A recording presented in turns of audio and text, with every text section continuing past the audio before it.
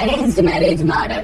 আমাদের সমাজে আজও যারা লাভ ম্যারেজের বিপক্ষে কিংবা যারা প্রেমে ব্যর্থ হয়ে অ্যারেঞ্জ ম্যারেজ করার কথা ভাবছেন, তারা ভারতবর্ষের বুকে ঘটা এই নৃশংস খুনের ঘটনাটা শুনলে অ্যারেঞ্জড ম্যারেজ করার আগে 10 বার ভাবতে বাধ্য হবেন।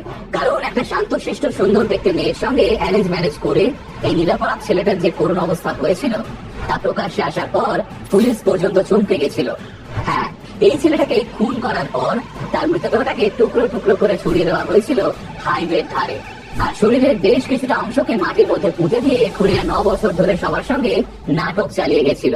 এই খুন হওয়া নিরীহ ছেলেটা শুধু একটাই দোষ ছিল, সে বাবা মায়ের কথা অনুযায়ী একটা সম্পূর্ণ অজানা অচেনা মেয়েকে নিজের জীবন সঙ্গী হিসেবে ভরসা করেছিল। জানলে চমকে যাবেন, এই ছেলেটাকে খুন করার আগে খুনিরা বলিউড সিনেমা আমরাজ দেখেছিল মার্ডারের আইডিয়া নেওয়ার জন্য। খেয়াল করে দেখবেন, বর্তমানে প্রায় দিনই দেশের বিভিন্ন প্রান্ত থেকে স্ত্রীর হাতে স্বামীর খুন হওয়ার খবর ভেসে আসে, তাই ক্রমশ বিষয়টা আমাদের গা শোয়া হয়ে উঠছে। আজ থেকে বছর 10 আগেও কিন্তু চিত্রটা এইরকম ছিল না, আর তাই সেই সময় এমন কোনো কাণ্ড ঘটলে তা রীতিমতো চাঞ্চল্য ফেলে দিত গোটা দেশে। আমার আজকের এই ভিডিওতে আমি যে খুনের ঘটনা নিয়ে কথা বলবো, পুলিশ সেটাকে দ্য পারফেক্ট মার্ডারের আখ্যা দিয়েছিল। কারণ এই খুনের ঘটনায় আসল দোষীকে গ্রেফতার করার জন্য পুলিশের প্রায় 10 বছর সময় লেগে গেছিল।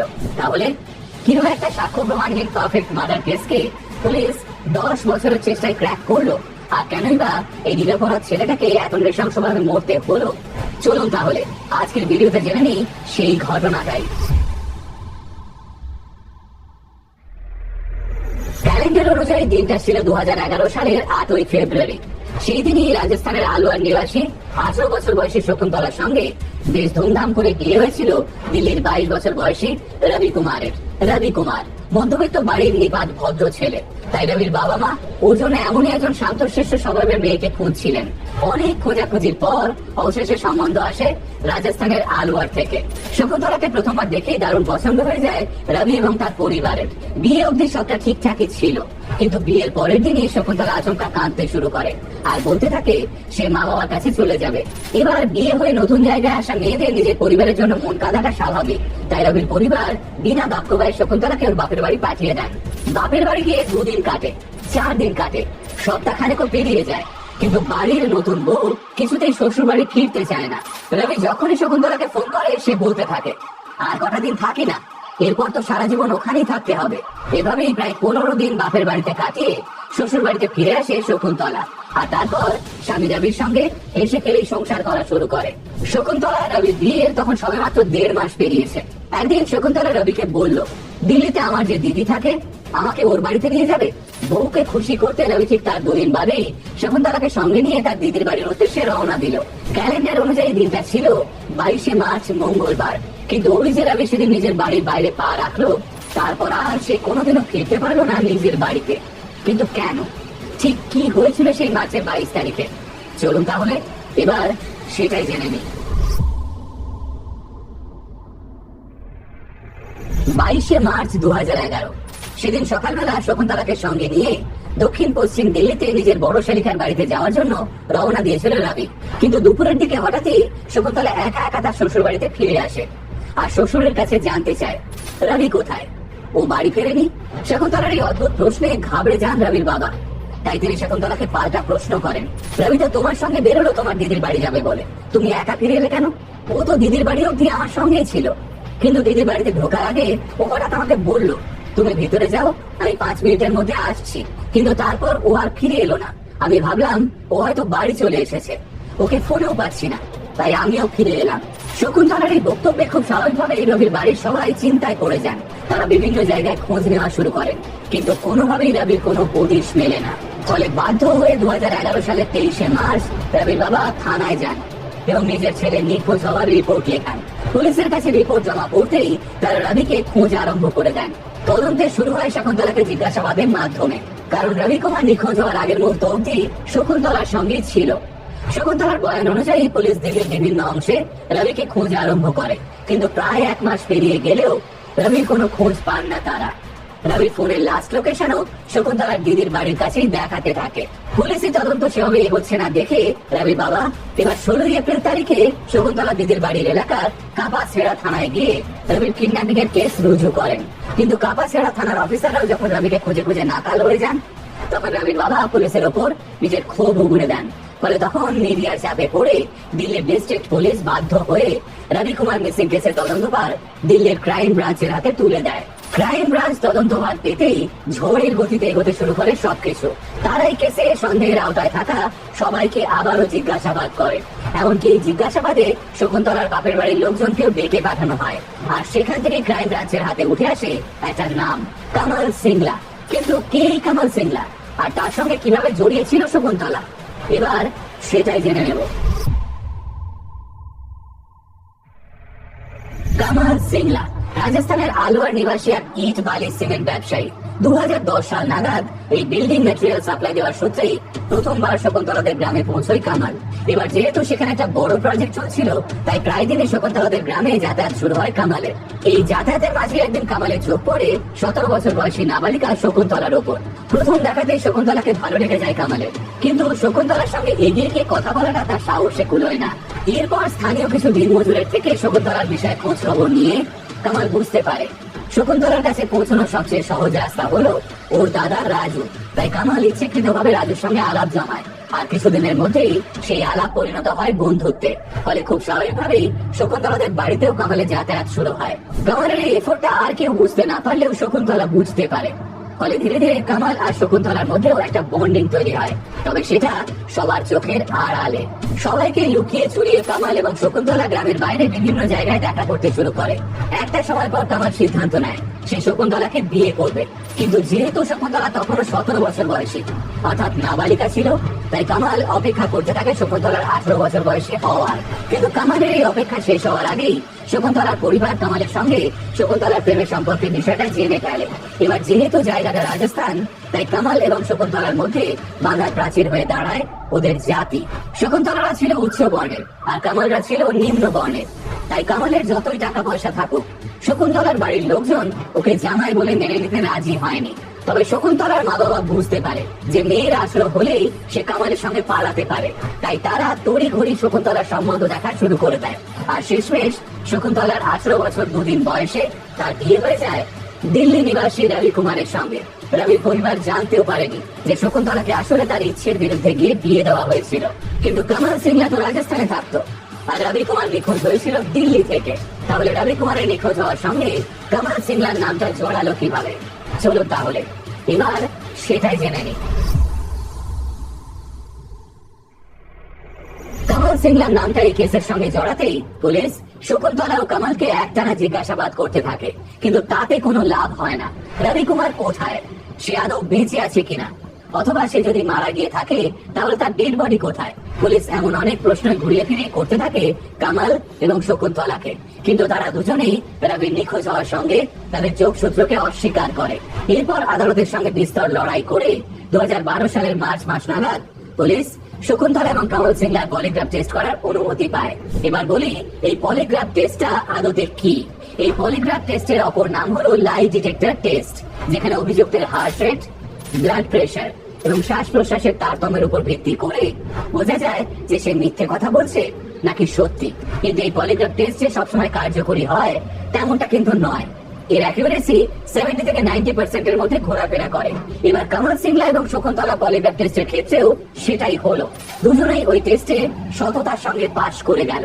হ্যাঁ, এই কেসে মানব মস্তিষ্কের শয়তানি রূপের কাছে হারতে হয়েছিল টেকনোলজিকে। এবার যেহেতু শকুন্তলা এবং কামালের বলা প্রত্যেকটা কথা পলিগ্রাফ টেস্ট রিপোর্টে সত্যি বলে প্রমাণিত হয়েছিল, তাই আদালত বাধ্য হয়েছিল ওদের মুক্তি দিতে।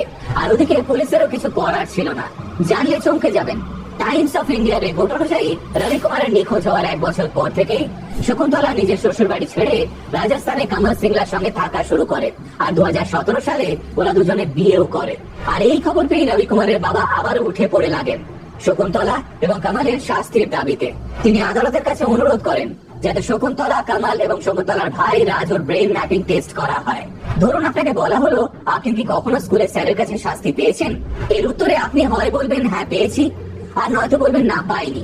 এবার এটার মধ্যে যেটা সত্যি সেটা বলার সময় আপনার ব্রেন ভীষণ নর্মালি রিঅ্যাক্ট করবে, কিন্তু যেটা মিথ্যে সেটা বলার সময় আপনার ব্রেনে এমন কিছু ইলেকট্রিক্যাল অ্যাক্টিভিটি দেখা যাবে যেটার মাধ্যমে বোঝা যাবে আপনি মিথ্যে বলছেন।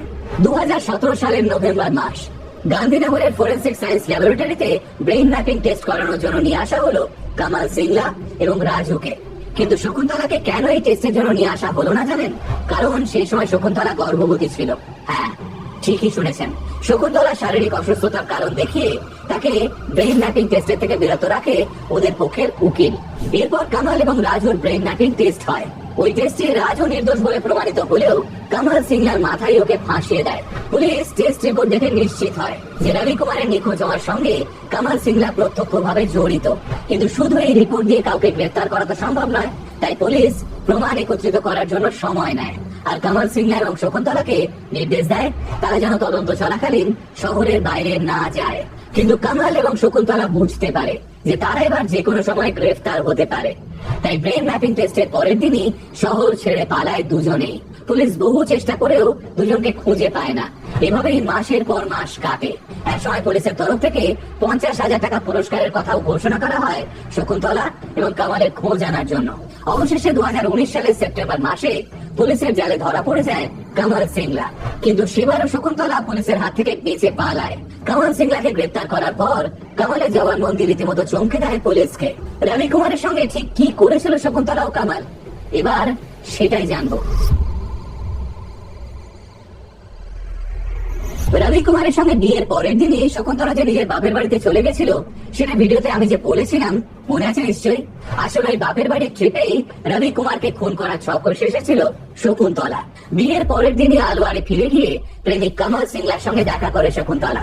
সে কামালকে জানায়, আমি কিছুতেই রবির সঙ্গে সংসার করতে পারবো না, তার চেয়ে আমার মরে যাওয়া ভালো। প্রেমিকাকে এইভাবে আত্মপ্রবণ হতে দেখে কামাল সিংলার মাথা ঠিক থাকে না। সে তখন শকুন্তলাকে বলে, তুমি কেন মরবে? যার জন্য তুমি মরার কথা ভাবছো সেই রবিকে একবার মেরে ফেলতে পারলেই সব ঠিক হয়ে যাবে। ব্যাস, দুজনের এই কথোপকথনের পরে শুরু হয় রবি কুমারকে খুন করার প্ল্যানিং। এই খুনটা যাতে নিখুঁত ভাবে করা যায় সেজন্য বলিউড সিনেমা হামরাজ এবং হেলেন অফ ট্রয় দেখে কামাল সিংলা। আর তারপরে সেই মারণ প্ল্যানিং এ জড়িয়ে নেয় নিজের ড্রাইভার গণেশকে। কামাল সিংলা গণেশকে 70,000 টাকা অফার করে আর টাকা নেশায় গণেশও রাজি হয়ে যায়। 15 দিন ধরে সমস্ত প্ল্যানিং করার পর শকুন্তলা দিল্লিতে রবির কাছে ফিরে আসে আর এমন একটা নাটক করে যেন রবি তার জীবনের সবকিছু। তবে এই সময়টায় শকুন্তলা রবির সঙ্গে কোনো শারীরিক সম্পর্ক স্থাপন করে না। সে রবিকে মিথ্যে কথা বলে যে কোনো এক গুরুজি নাকি শকুন্তলাকে বলেছে বিয়ের পর 2 মাস স্বামীর সঙ্গে শারীরিক সম্পর্ক স্থাপন না করতে, এতে নাকি স্বামীর অমঙ্গল হবে। ভোলা ভালা রবি শকুন্তলার এই কথাটাও মেনে নেয়। আর তারপর আসে 22শে মার্চের সেই অভিশপ্ত দিন। 22শে মার্চ সকালে সাজানো প্ল্যান অনুযায়ী রবিকে বাড়ি থেকে বের করে আনে শকুন্তলা। ওদিকে কামাল সিংলা এবং গণেশ অনেক আগে থেকে শকুন্তলার দিদির বাড়ির কাছে একটা স্যান্ট্রো গাড়ি নিয়ে অপেক্ষা করতে থাকে। রবি এবং শকুন্তলা ওর দিদির বাড়ির কাছে পৌঁছতেই আচমকা স্যান্ট্রো গাড়িতে চেপে ওদের সামনে এসে উপস্থিত হয় কামাল সিংলা। কামালকে দেখে শকুন্তলা এমন একটা ভান করে যেন বহুদিন বাদে ওদের দুজনের দেখা হলো। কামাল ও শকুন্তলার বিয়ে হয়ে গেছে জেনে অবাক হওয়ার ভান করে। শকুন্তলা তখন কামালকে ওর দিদির বাড়িতে আসার জন্য নিমন্ত্রণ করে। কামাল তখন বলে দিদির বাড়ি যাওয়ার আগে একটু মিষ্টি নিয়ে যেতে হবে। তখন শকুন্তলা রবিকে বলে, তুমি বরং কামালের সঙ্গে গিয়ে মিষ্টি নিয়ে এসো, আমি দিদির বাড়িতে পৌঁছে অপেক্ষা করছি তোমাদের জন্য। সহজ সরল রবি কামালের গাড়িতে উঠে পড়ে। কিছু দূর যাওয়ার পর কামাল হঠাৎ রবিকে বলে, একটু চা খাবে নাকি? রবি সেই প্রস্তাবে রাজি হয়। এরপর গণেশ চা আনতে যায়। তবে চা আনার সময় সে রবির চায়ে কড়া ডোজের ঘুমের ওষুধ মিশিয়ে দেয়। ফলে সেই চা খেয়ে মিনিট 15-এর মধ্যেই তন্দ্রাচ্ছন্ন হতে শুরু করে রবি। আর সেই সুযোগ নিয়েই আগে থেকে ঠিক করে রাখা একটা জায়গায় গাড়িটা নিয়ে গিয়ে দাঁড় করিয়ে দেয় গণেশ। এরপর বন্ধ গাড়ির ভেতর রবিকে গলা টিপে খুন করে কামাল সিংলা। তারপর কি হয়? তারপর রবি কুমারের মৃতদেহটাকে 25টা টুকরো করে কামাল সিংলা এবং গণেশ মিলে। আর দিল্লি থেকে রাজস্থান যাওয়ার পথে হাইওয়ের ধারে বিভিন্ন জায়গায় ছড়িয়ে দেয় সেগুলো। তবে রবির মৃতদেহের যে টুকরোটা আকারে বেশ খানিকটা বড় ছিল সেটাকে কোথাও ফেলার রিস্ক নেয় না কামাল। তাই সে ওই টুকরোটা নিয়ে সোজা নিজের দোকানের সামনে একটা ফাঁকা জমিতে 5-6 ফুট মাটি খুঁড়ে পুঁতে দেয়। কামালের এই চাঞ্চল্যকর স্বীকারোক্তির উপর ভিত্তি করে পুলিশ গণেশের খোঁজ শুরু করে। টানা 3 দিন পুলিশের তল্লাশির পর অবশেষে বিহারের সমস্তিপুর থেকে গণেশকে গ্রেপ্তার করে পুলিশ। তারপর গণেশ ও কামাল সিংলাকে নিয়ে রাজস্থানের আলওয়ারে পৌঁছয় পুলিশ। কামাল সিংলার দোকানের সামনে ফাঁকা জমি থেকে উদ্ধার হয় রবি কুমারের কঙ্কালসার দেহাংশ। কিন্তু তখনও শকুন্তলার কোনো খোঁজ পায় না পুলিশ। তাহলে কি শকুন্তলা শেষ অবধি অধরাই থেকে গেল? 2019 সালের সেপ্টেম্বরে কামাল সিংলা গ্রেপ্তার হয়। ওই বছরই গণেশও গ্রেপ্তার হয়। কিন্তু শকুন্তলা কোথায়? এই কেসের মেইন কালপ্রিটকে গ্রেপ্তার করতে না পারলে সেটা পুলিশের ব্যর্থতা। কিন্তু না, 2019 পেরিয়ে 2020 শেষ হতে চললো, তবুও শকুন্তলার খোঁজ পেল না পুলিশ। ততদিন কোভিড, লকডাউন সব দেখে ফেললো ভারতের মানুষ। ক্যালেন্ডার ঢুকে পড়লো 2021 সালে। এদিকে রবি কুমার মারা গেছিল সেই 2011 সালে। অর্থাৎ খুনের প্রায় 10 বছর পরেও পুলিশের সঙ্গে ইঁদুর বেড়ালের খেলা খেলছিল শকুন্তলা। 2021 সালের জুলাই মাস। কামালদের গ্রেপ্তারের পর প্রায় 22 মাস পেরিয়ে গেছে। শকুন্তলা ভেবেছিল এই করোনা লকডাউনের হ্যাপায় হয়তো তাকে খোঁজাই বন্ধ করে দিয়েছে পুলিশ। তাই সে সকলের অলক্ষ্যে আবারও আলওয়ারে তার এক আত্মীয়ের বাড়িতে এসে গা ঢাকা দেয়। কিন্তু শকুন্তলা ভাবতেও পারেনি যে দেশ জোড়া ওই সংকটের মধ্যেও ক্রাইম ব্রাঞ্চের অফিসাররা নিজেদের ব্যর্থতার ক্ষতটা মেটানোর চেষ্টা করে যাচ্ছিল। স্থানীয় এক ইনফরমারের থেকে পুলিশ শকুন্তলার বিষয়ে জানতে পারে। এবার যেহেতু আগেও শকুন্তলা পুলিশের নাকে ডগা দিয়ে দুবার পালিয়ে গেছিল, তাই এবার পুলিশ যথাসাধ্য সাবধানতা অবলম্বন করে অ্যাকশনে নামে। প্রায় 15 দিন ধরে ক্রাইম ব্রাঞ্চের 8 জন অফিসারের একটা টিম শকুন্তলার সমস্ত গতিবিধির উপর ছদ্মবেশে নজরদারি চালায়। আর তারপর 2021 সালের 18 জুলাই রাতে তারা অতর্কিতে হানা দেয় শকুন্তলার ওই আত্মীয়ের বাড়িতে। এবার আর পালানোর কোনো পথ পায় না শকুন্তলা। আলওয়ার থেকে ওকে গ্রেফতার করে সোজা দিল্লিতে নিয়ে আসা হয়। পুলিশি ইন্টারোগেশনে নিজের সমস্ত অপরাধ স্বীকার করে নেয় শকুন্তলা। ফলে রবি কুমারের হত্যার ষড়যন্ত্রে শকুন্তলার বিরুদ্ধে চার্জশিট তৈরি করে পুলিশ। ফলে তারপর থেকে আদালতের নির্দেশে গণেশ এবং কামাল সিংলার মতোই জেল বন্দি জীবন কাটছে শকুন্তলা। আমার আজকের এই ভিডিওটিতে আপাত দৃষ্টিতে কামাল সিংলা এবং শকুন্তলাকে রবি কুমারের খুনি বলে মনে হলেও এই খুনের পিছনে পরোক্ষভাবে দায়ী শকুন্তলার পরিবারও। নিশ্চয়ই ভাবছেন কেন এমন কথা বলছি, তাই তো? তাহলে ভেবে দেখুন, কামাল সিংলাকে শকুন্তলা ভীষণ ভালোবাসতো। সে ব্যবসা করতো, ফলে আর্থিকভাবে যথেষ্ট প্রতিষ্ঠিত ছিল। ওদের দুজনের ধর্মও এক ছিল।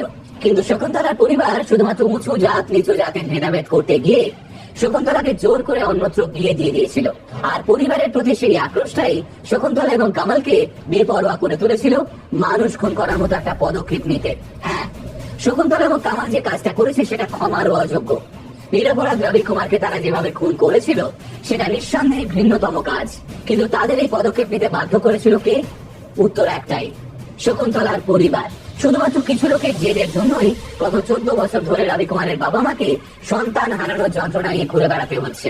অ্যারেঞ্জ ম্যারেজ করার পরেও যদি সন্তানের এমন অবস্থা হয়, তাহলে বাবা মায়েরা কোন ভরসায় সম্পূর্ণ আন করে একটা পরিবারকে বিশ্বাস করবে বলতে পারেন? তবে সবকিছু পেরিয়ে আমরা চাইবো গণেশ, কামাল সিংলা এবং শকুন্তলার যেন চরম থেকে চরমতম শাস্তি হয়। আর এইরকম কাজ করার আগে যেন অপরাধীরা দুবার ভাবে। আমার আজকের এই ভিডিওটা আমি এখানেই শেষ করছি। দেখা হবে নতুন কোনো ভিডিওতে। ততক্ষণ অবধি সকলে ভালো থাকবেন, সুস্থ থাকবেন। আর হ্যাঁ, আরো একবার বলছি, নিজের লাইফ পার্টনার বেছে নেওয়ার আগে অবশ্যই তার ব্যাকগ্রাউন্ড চেক করে তবেই বিয়ের সিদ্ধান্ত নেবেন। নমস্কার।